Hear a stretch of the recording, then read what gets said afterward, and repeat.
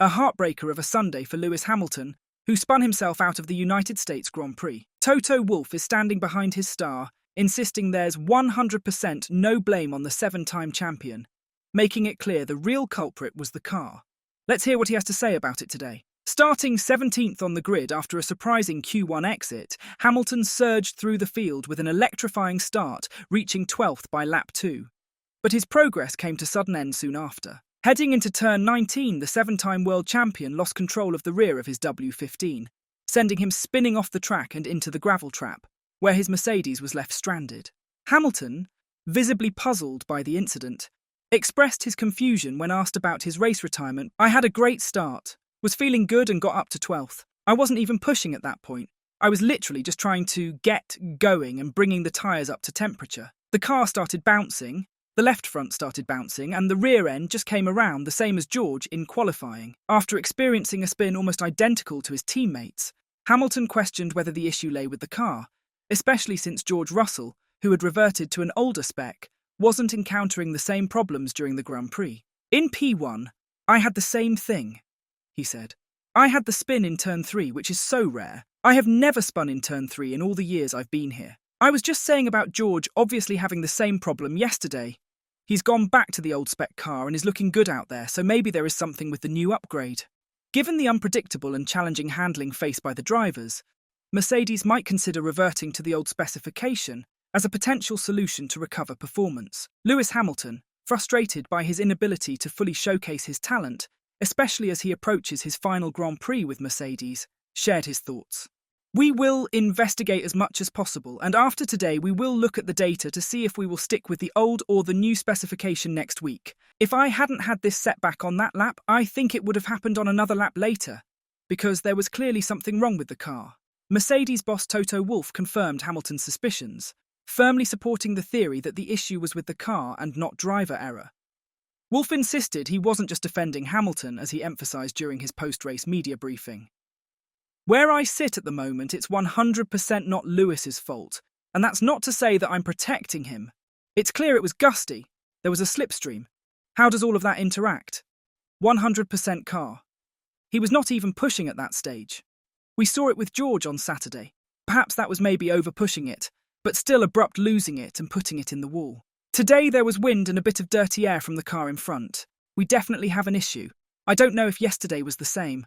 Lewis Hamilton doesn't lose the car on lap 2, like this." Wolff, however, remains confident that the issue is not a fundamental flaw with Mercedes' Austin upgrade.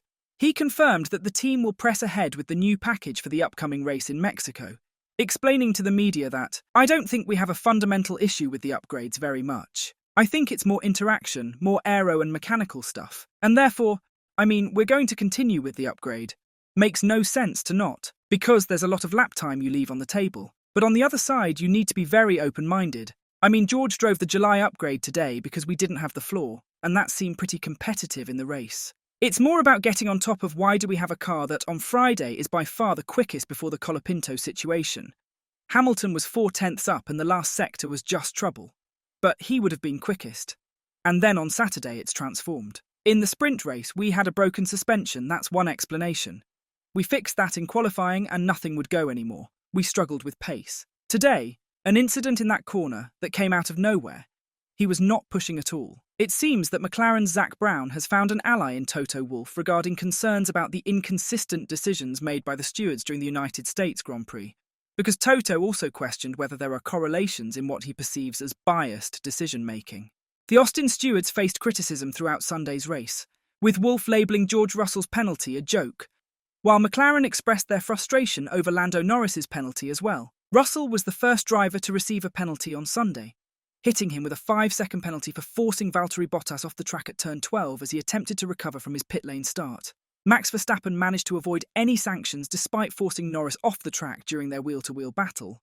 In fact, the contest ended with Norris being penalised for his actions in their second encounter, where he overtook Verstappen off the track, even though Verstappen had defended by pushing both drivers wide. Russell asked Mercedes on his cooldown lap whether Verstappen had received a penalty for their earlier turn 1 clash with Norris. Wolff responded with his thoughts on the situation. "No, he didn't get a penalty, and at the end Lando got a penalty for being forced off and overtaking on the outside. I guess it is a bit biased decision-making. With Valtteri, it wasn't even a race.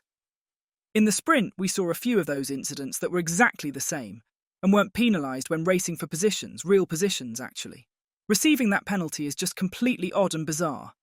I think we know why, but I can't say that on television. Sometimes there are correlations. When there is decision-making, that is a bit interesting. Wolff reinforced his points during his post-race briefing with the media, emphasising his concerns about the stewards' decisions and the perceived inconsistencies throughout the race. I think the stewards are in a really difficult situation. There's always going to be one that's happy and the other one unhappy, but we need to try to understand whether there are certain patterns in stewarding decisions and whether that correlates to some of the situations. Everybody's racing hard, but for me the decision against George was inexplicable. We've seen plenty of these situations in turn 12.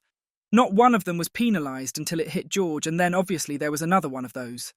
I don't want to comment on the Max Lando situation because it's not my race. Zach and Andrea, McLaren bosses, will look at that. Everybody's giving their best. I need to hold myself back. Ahead of the United States Grand Prix, reports surfaced alleging that a team was using an adjustable ride height device. Red Bull quickly admitted to having such a device on their RB20, but firmly denied using it under parc fermé conditions, which would violate regulations. The team insisted the in-cockpit device had never been activated in a way that breached the rules, despite the claims made in the report. It's important to note that no evidence has surfaced suggesting Red Bull broke any rules.